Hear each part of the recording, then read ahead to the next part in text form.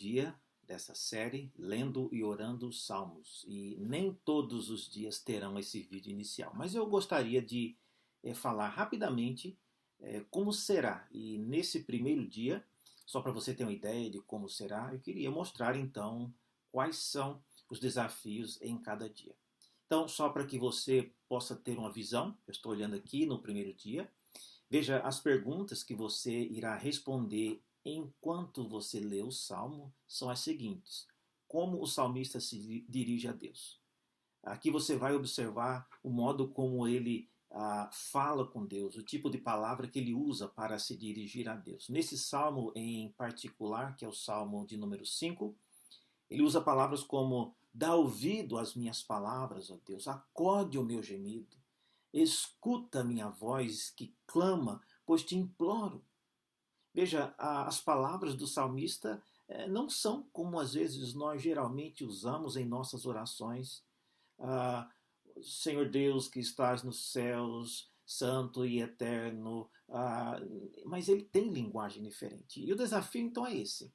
É você ler os salmos, crendo que aquilo que o salmista falou, o modo como ele falou e a maneira como ele se dirigiu a Deus, é algo que eu e você podemos aprender e aplicar em nossas orações. Outra pergunta que também está aqui na lista é: quais atributos de Deus ficamos conhecendo neste salmo? Quando você lê o Salmo 5, por exemplo, você verá que o salmista ele declara, ele acaba falando coisas que ele sabe a respeito de Deus. Por exemplo, ele sabe que Deus não se agrada com a iniquidade, ele sabe que o mal não subsiste com Deus, ele sabe que os arrogantes não permanecerão na presença de Deus, ele sabe que Deus aborrece a todos os que praticam a iniquidade, ele sabe, por exemplo, que Deus destrói os que proferem mentira. Então veja, são vários elementos, são vários conceitos que você acaba aprendendo na oração que você está lendo do salmista.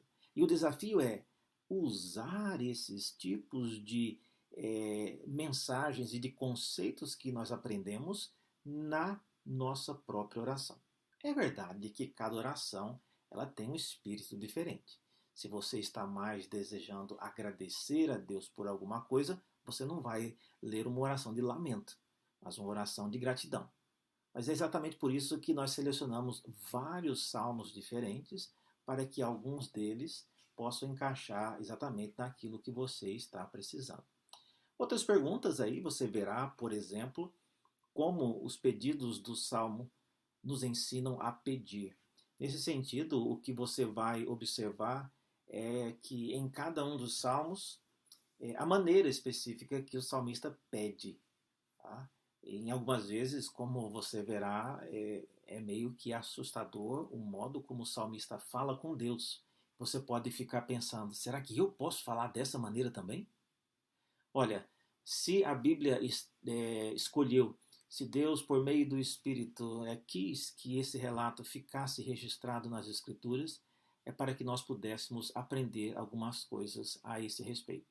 E uma delas, sim, é o modo como nós nos dirigimos a Deus, consciente, obviamente, de quem Deus é e de quem nós somos. E na sequência também, a quarta pergunta é: como este salmo nos ensina a esperar? Essa é uma grande lição que nós aprenderemos em muitos desses salmos. Geralmente um salmo caminha para um ponto onde o salmista diz algo. Nesse caso do Salmo 5, ele diz: entrarei na tua casa e prostrarei diante do teu santo templo. E é o modo como ele, nesse caso, decidiu esperar Deus agir.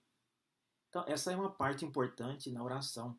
Enquanto nós oramos, a gente precisa aprender como esperar. Será que o nosso modo de esperar está correto? E por último,